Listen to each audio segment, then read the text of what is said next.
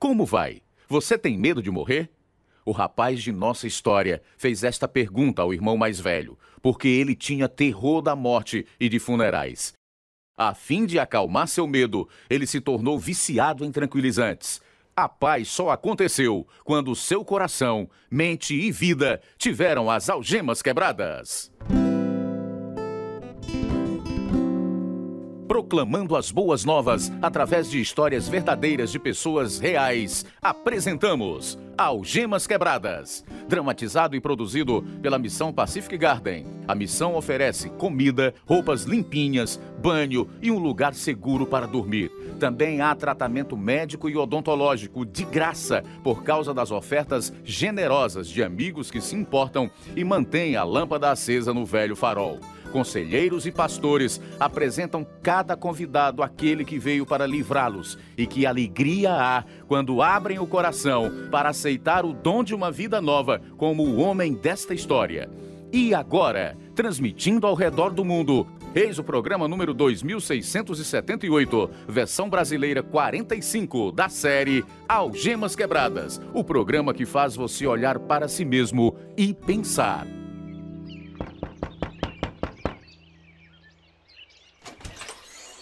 Puxa, sei que somos parentes. Você é meu irmão Rogério, não é? E você é Jaqueline. Conheceria você em qualquer lugar. Entre! Tenho tantas perguntas para lhe fazer. Mamãe disse que eu tinha irmãos mais velhos. 3. Ricardo era o mais velho. Ele tinha 6 anos quando você nasceu. Eu tinha 4 e Harry tinha 2. Durante todos esses anos pensei que fosse filha única. Sempre pensávamos em você, depois que você foi adotada. Nossa mãe morreu de parto? Logo depois que você nasceu. Ela teve febre escarlate. E o que aconteceu a nosso pai? Ele foi diagnosticado com esclerose múltipla no mesmo ano em que a mamãe morreu. Acho que a tristeza de perdê-la fez com que ele piorasse, além de não saber o que fazer conosco. O que ele fez com vocês? Ele nos colocou em casas de famílias, que ficava conosco há algum tempo. A gente o viu uma vez antes dele morrer 3 anos depois. Que coisa horrível. E o que aconteceu com vocês? Foi muito difícil, Jaqueline. Realmente difícil. A perda dos pais é uma coisa traumática na vida de uma criança. Deixa um vazio enorme, um desejo de ser amado que é difícil preencher. Ser órfão na Grande Depressão era ainda pior, porque todo mundo estava tentando sobreviver e tinha pouco tempo para ajudar alguém emocionalmente. Mesmo assim, alguém olhava para aqueles 3 menininhos, como Rogério Sovocol pode testemunhar. Esta é a história verdadeira deles, agora mesmo em Algemas Quebradas. Graças a Deus, meus irmãos e eu ficamos sempre juntos. A primeira família que ficou conosco era de Syracuse, em Nova York. A dona da casa era uma senhora muito legal, mas a filha dela tinha um gênio horrível. Uma noite, ela chutou meu irmãozinho até ele chegar ao último degrau da escada. A comida era farta e boa, mas após 2 anos, por causa da animosidade da filha, fomos levados para outra família que morava numa fazenda no interior. Mais uma vez, ficamos juntos. Infelizmente, nos 2 anos que passamos nesta casa, ficamos desnutridos. Ricardo, tá dormindo? Não, mas o Harry está. Minha barriga está doendo muito. Eu sei, a minha também. Queria poder voltar à casa da senhora Johnson. Querer não adianta nada. Sinto falta da comida boa que tínhamos lá. Eu sei, agora só vivo com fome. Eles dão comida boa aos filhos, pra gente é só mingau de aveia. É, não posso acreditar que ela deu borra de aveia para nós, enquanto comiam carne. Isto não é justo. Sabe o que eu acho? Fique quieto, vem alguém aí, cale a boca. Quantas vezes chorei durante estes anos para ter um pai de verdade que se importasse comigo. Graças a Deus, tiraram a gente dessa casa e nos deram a uma senhora a quem chamávamos de Tia Gold. Ela era casada com um senhor que chamávamos de Tio João. Ele era dono de uma vacaria. Lá Tínhamos bastante roupa e comida gostosa, mas às vezes as peias eram severas demais.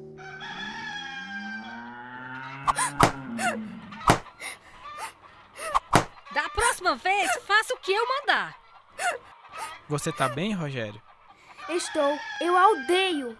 Ela não precisava ter usado o chicote. Vamos fugir, Ricardo. A gente não tem pra onde ir, Rogério. Qualquer lugar é melhor do que esta fazenda nojenta. O último lugar onde moramos também não prestava. Aqui, pelo menos, temos comida boa. Quando tiver grande, vou fugir e não volto nunca mais. Posso ver agora que eles estavam fazendo o melhor que podiam. Eles nos levavam à igreja e nunca trabalhávamos no domingo. Mas meu espírito estava morto para as coisas de Deus. Naquele inverno, quando eu estava com 11 anos, adoeci de pneumonia dupla. Harry, corra até a cozinha e traga uma toalha quente. Meu irmão vai morrer? Se eu puder evitar, não. Ele não está melhorando, de jeito nenhum. O médico diz que seu irmão está muito fraco, por causa de todos os anos de má nutrição. Aveia demais. Exatamente. Posso ficar cuidando dele agora, tia Gold? Tudo bem, Ricardo. Se houver alguma mudança, venha me dizer. Passei 10 dias delirando enquanto lutava contra a infecção. Estava tão fraco que o tio João tinha que me carregar nas costas para cima e para baixo na escada, enquanto me recuperava. Felizmente, nossa escola rural, de uma sala, era no outro lado da rua. Tenho memórias maravilhosas de brincadeiras e sonhos que compartilhávamos com os amigos. E o cheiro gostoso de pão feito em casa. Que cheirinho bom. Pãozinho feito na hora. Sirvam-se, meninos. Harry, tem um dinheirinho que possa me emprestar? Vai lá. O Billy vem hoje com um cavalo branco e talvez deixe que eu ande nele por 5 centavos. Você não vai montar cavalo nenhum hoje. Tem o que fazer. Harry, depois do café, vá capinar o jardim. Ricardo, João, quero que me ajudem a consertar a porta do estábulo. Ok. Rogério, pegue o machado e corte algumas árvores no bosque. Estão ficando grandes demais.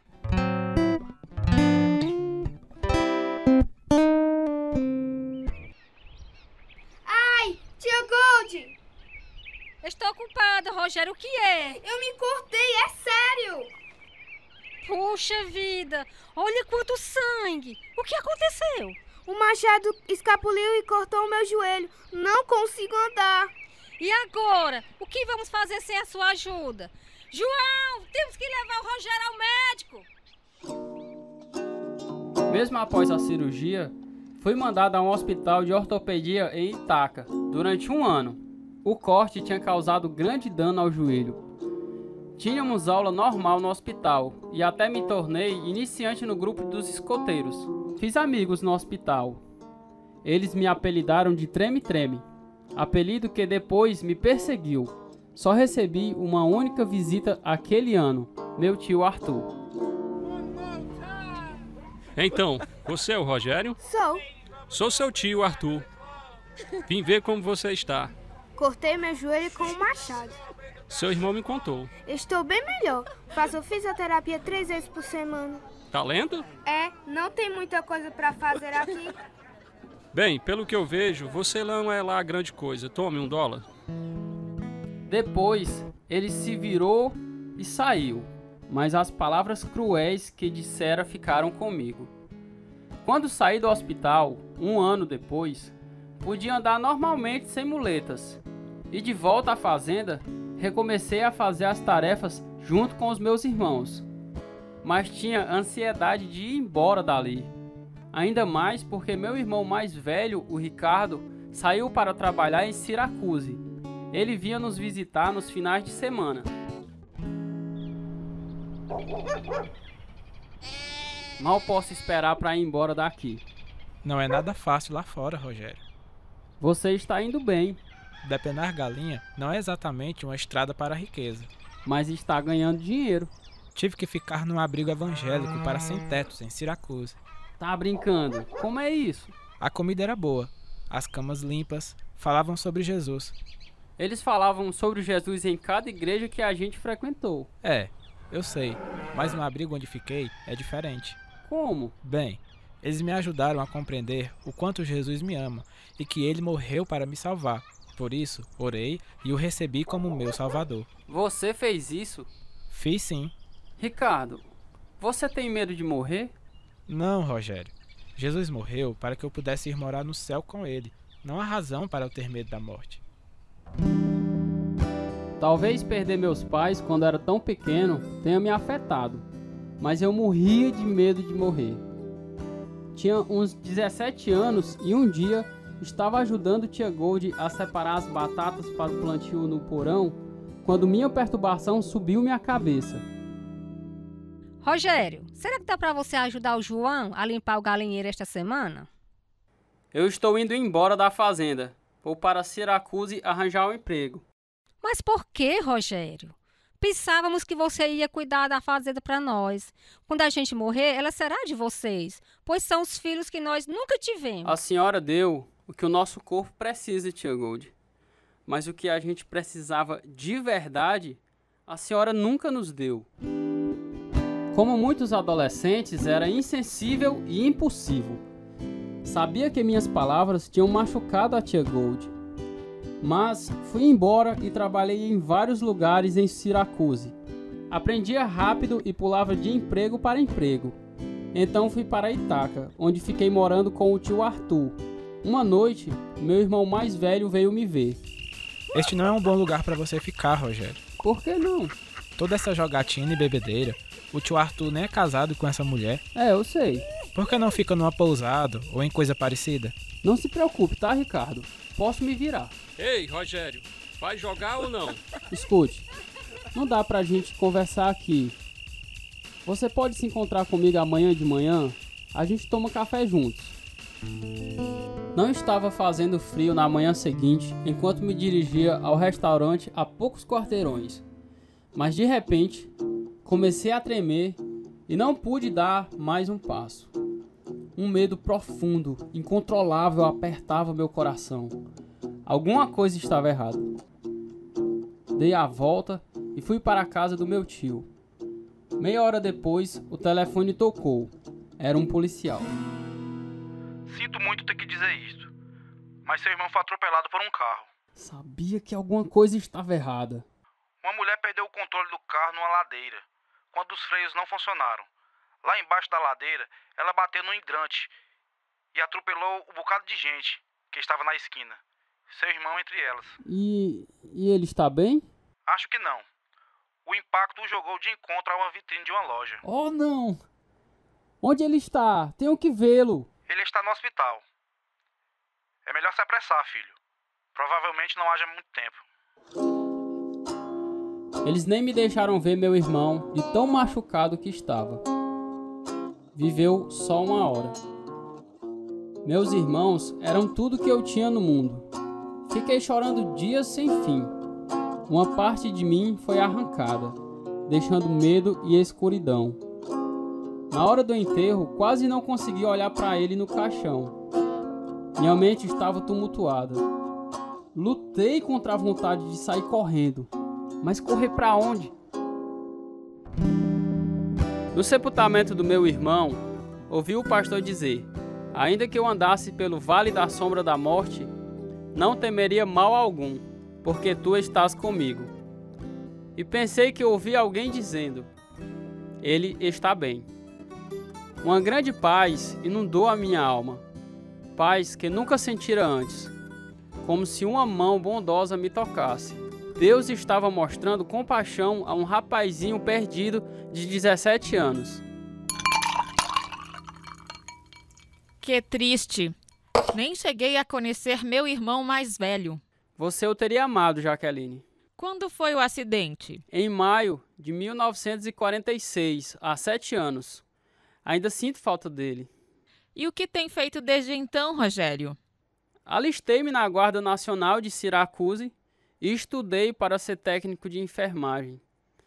Foi nesse tempo que tentei vê-la, mas sua mãe adotiva disse não.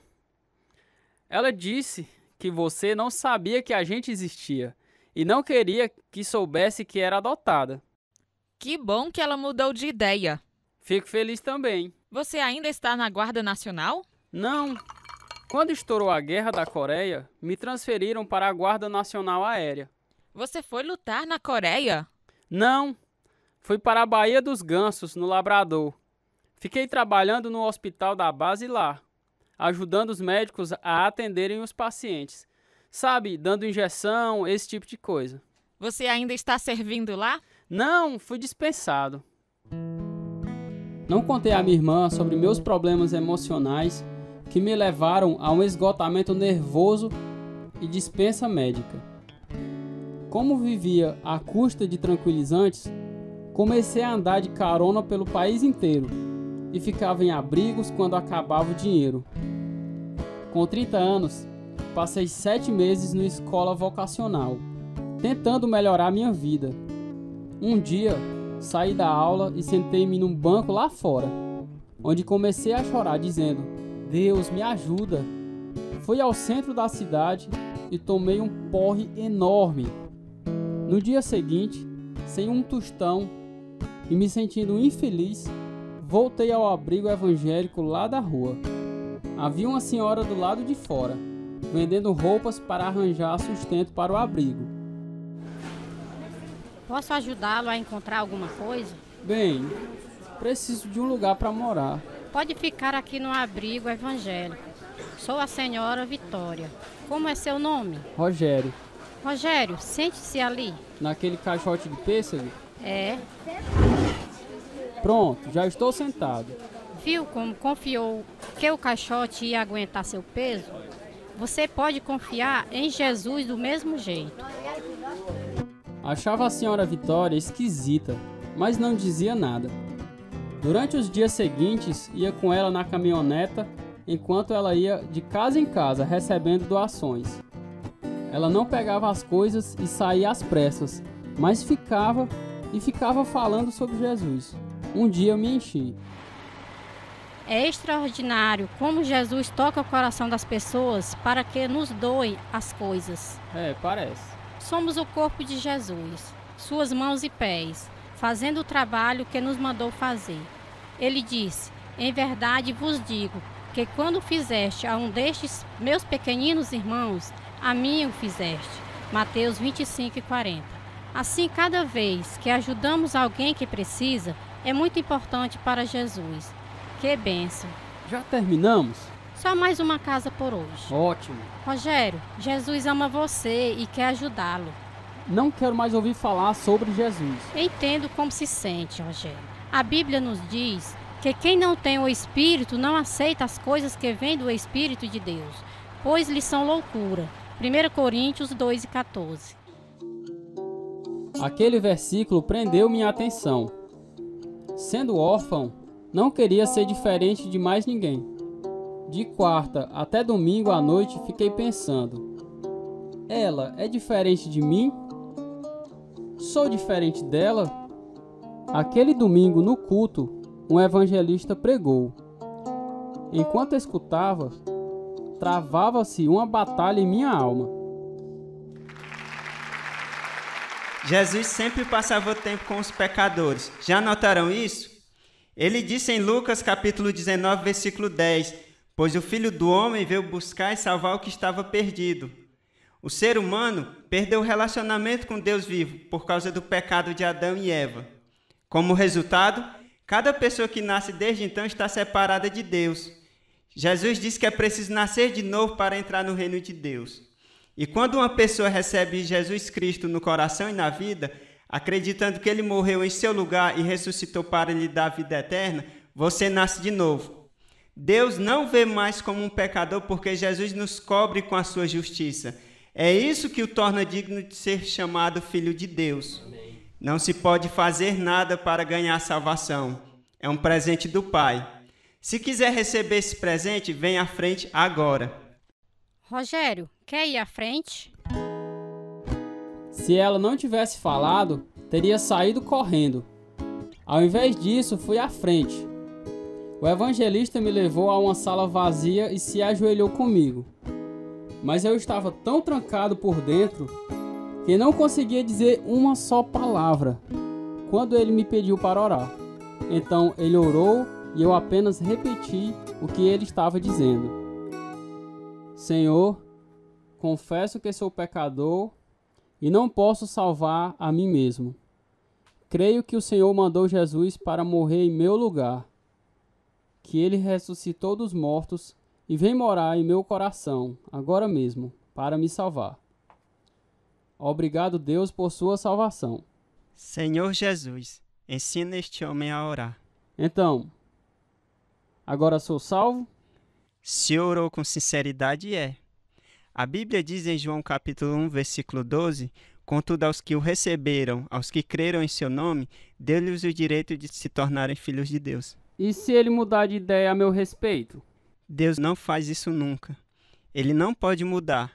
Deus cumpre suas promessas. Jesus diz em João capítulo 5, versículo 24, eu lhes asseguro, quem ouve a minha palavra e crê naquele que me enviou tem a vida eterna e não será condenado, mas já passou da morte para a vida. Gosto disso. Rogério, Satanás vai tentar roubar sua nova fé. Agarre-se ao Senhor, ok? Ele é o autor e consumador da nossa fé. Ele vai terminar a obra que começou em você. Como dormi bem aquela noite. Uma das primeiras coisas que fiz foi escrever a meu irmão caçula que estava cuidando de ovelhas em Montana. Poucas semanas depois, ele apareceu no abrigo evangélico. Surpresa! Harry, o que está fazendo aqui? Tinha que vir e ver sobre o que você estava falando. É tudo verdade, Harry. Jesus está vivo e ele é a melhor coisa que já aconteceu na minha vida. Durante todos estes anos, queria tanto ter um pai que se importasse comigo e agora eu tenho. Puxa, você tá falando diferente mesmo, e até parece diferente. Não tenho mais medo da morte. Sei que Deus me ama, Jesus morreu por mim. Não entendia isso antes. Estou com inveja de você. Tia Gold foi boa para nós, mas sempre parecia que faltava uma coisa na vida da gente. Era Jesus. Mal posso esperar para falar a tia Gold sobre ele. Como foi que aconteceu? Isto é, como posso ser salvo? Vamos falar com a senhora Vitória. Ela vai lhe dizer. Ainda posso vê-lo subindo as escadas até o escritório da senhora Vitória. Ela o levou ao Senhor. Estava com tanta fome de conhecer mais do Senhor que após o trabalho descia até o porão para ler a Bíblia e orar. Mesmo assim, um dia a descrença encheu minha mente e duvidei da minha salvação. Já ia saindo do abrigo evangélico quando a palavra de Deus confortou minha mente e meu coração. Sentei-me e chorei. Rogério, você está bem? Estou, senhora. Não estava. Tive pensamentos tão horríveis. Não entendia como podia ser salvo e ter pensamentos assim e ir embora. A carne é fraca. É por isso que somos ensinados a renovar as mentes, lendo e obedecendo às Escrituras. Sei disso agora. A palavra de Deus inundou minha mente e confirmou que ele vê somente a justiça de Jesus em mim. Você tem que se lembrar que ele prometeu nunca deixar nem abandonar você. Deus diz em Isaías que talvez uma mãe que amamente esqueça o filho, mas ele não esquecerá você. Veja, eu gravei você nas palmas das minhas mãos. Seus muros estão sempre diante de mim. Ele sempre estava lá, não era?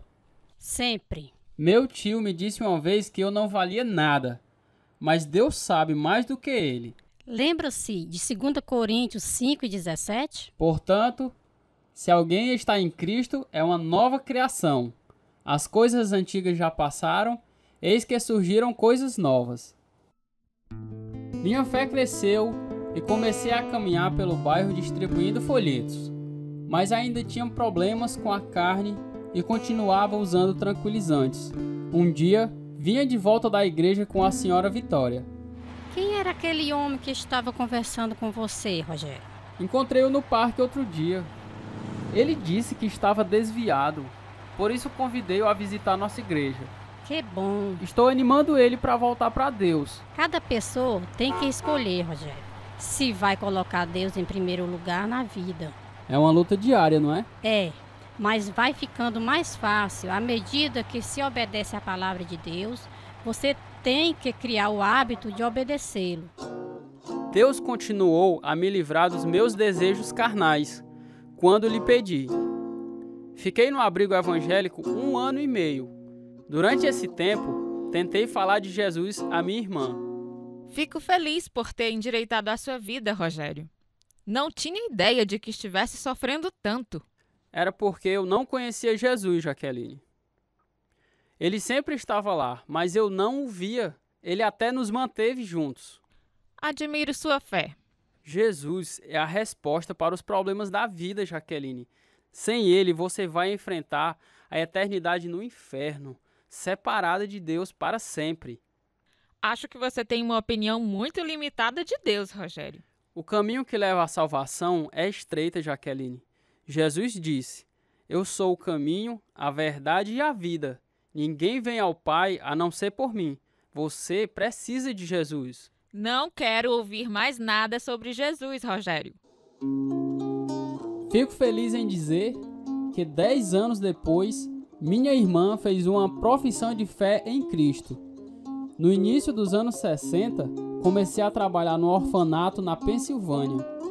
Lá conheci e me casei com Nadine, uma moça que também amava o Senhor. Deus nos deu um filho e recentemente celebramos 35 anos de casados, sempre trabalhando com ministérios infantis. Se você se lembra de uma só coisa do meu testemunho, quero que seja que Deus ama você. Deus ama você. Deus ama você e nunca desampara os que são dele. Em João capítulo 5, versículo 24, Jesus disse: eu lhes asseguro, quem ouve a minha palavra e crê naquele que me enviou, tem a vida eterna e não será condenado, mas já passou da morte para a vida. Não há palavras especiais para se dizer. Deus olha o coração. Romanos capítulo 10, versículo 10 diz: pois com o coração se crê para a justiça e com a boca se confessa para a salvação. Fale com alguém sobre sua fé em Cristo. Congregue-se numa igreja que pregue a Bíblia e a leia todos os dias. Se precisar de ajuda para tomar esta decisão crucial, entre em contato conosco. Nosso número de telefone é 0 operadora de sua preferência, DDD 88 3672 1221. Nosso e-mail é algemasquebradas@hotmail.com. Este é o programa número 2678, versão brasileira 45. Fizeram parte dessa história verdadeira os seguintes atores: Mariana Martins, Joelma Pontes, Jefferson Ribeiro, Pedro Henrique, Jairo Linhares, Gracinha Barroso, Marcelo Farias, Francisco Marques, Fernando Pinto, Carlos Lopes. Tradução: Edissa Soeiro. Direção: Lina Gossen. Produção: João Lucas Barroso. Música: Ismael Duarte e Heriberto Silva. E eu sou Luiz Augusto. Algemas Quebradas foi gravado nos estúdios da Rádio Ceará, Nova Russas, Ceará, Brasil. Algemas Quebradas está sendo produzido pela Missão Pacific Garden para mostrar, através de histórias verdadeiras, que se a sua vida está vazia, pode ser enchida até derramar. O endereço da Missão Pacific Garden, 1458 Sul Canal Street, Chicago, Illinois, 60607, Estados Unidos. O nosso endereço no Brasil é Algemas Quebradas, Caixa Postal 01, CEP 62.200-000, Nova Russas, Ceará.